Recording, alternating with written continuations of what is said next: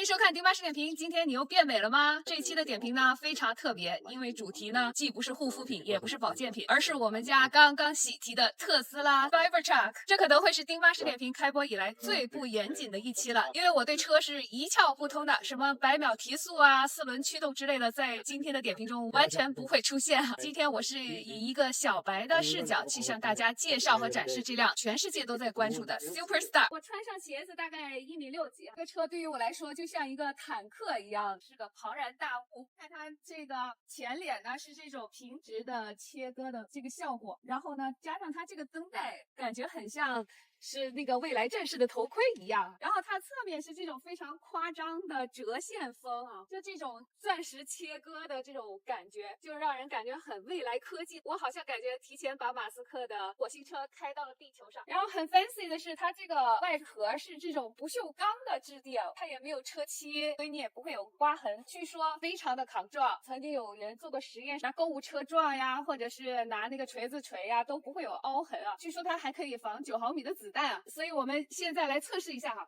开玩笑的，我肯定不舍得。我特别喜欢的是它这个超级大的这个后备箱啊，咱们打开看一下哈，这里面太能装了，哈哈。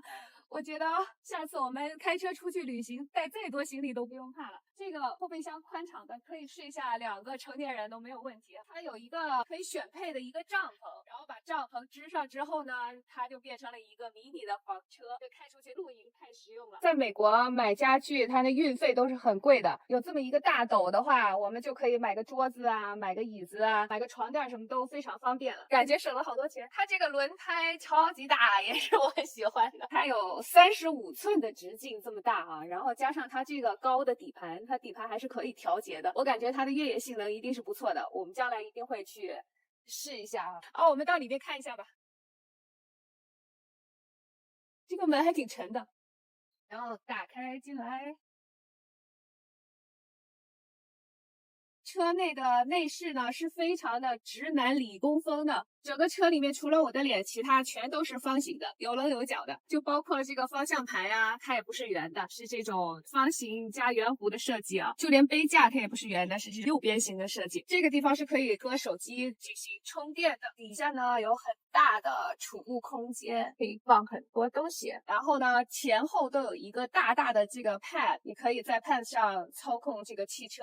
上面这个显然不是给女士用的，它的镜子特别的小，化妆不方便，但确实很理工风啊。然后这个方向盘呢很特别，它跟轮子的连接不是用一种物理的机械连接，而是用电信号去操纵这个轮子，所以它这个方向盘呢转起来是很轻便的，待会我们开起来就知道了。然后这个 pad 上面功能很多，在不开车的时候呢，你可以用它看 YouTube 啊，然后听歌呀，你还可以用它玩游戏，也是很宽敞的。你看它坐3个人完全都没有问题，每个人都能坐得很舒服。我们把当当的汽车座椅放在了中间这排啊，这样子呢，当当就可以看到前面的景色了。然后特斯拉前面的挡风玻璃也是非常有特色的，非常巨大，据说好像是世界第1大的前挡风玻璃，所以呢，我们开车的时候视野会很好，可以看到整个天空。好，下面来一个我们的强项测评，这个测评可能你在别的很专业的汽车测评里都看不到，因为这是我们的特色哈。我要测一下它的这个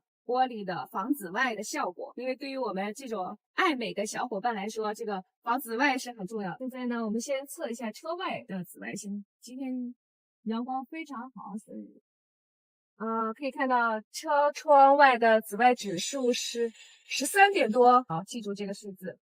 然后这个面是2点多，看一下啊，前挡风玻璃是1点多，刚才是13点多，就是下降了接近1个数量级。然后我看看照射驾驶员的鼻子几乎没有，然后侧脸几乎没有，这边的侧脸也几乎没有，所以呢，我们女士开这个 Cybertruck 是不用戴帽子，也不需要戴口罩。然后我们看一下它这边的挡风玻璃，还剩一点点，隔绝了大部分的紫外线哈。然后测一下顶上的挡风玻璃，隔离效果也非常好，所以说它这个前挡风玻璃呢还会透过一些紫外线，但是侧边的玻璃和顶部的玻璃呢防紫外的效果是非常好。然后我们在开车的时候呢是不需要戴口罩，如果我正在开车，那么我的手部对，我的手接受到的紫外线也很低，所以不需要戴手套了。看看我的腿，因为它前挡风玻璃还是会透过紫外线，所以在照射到腿部呢，还是会有一点。如果你特别介意紫外线，你可以穿一个长裤或者把腿遮挡起来。接着我们测一下红外线，红外线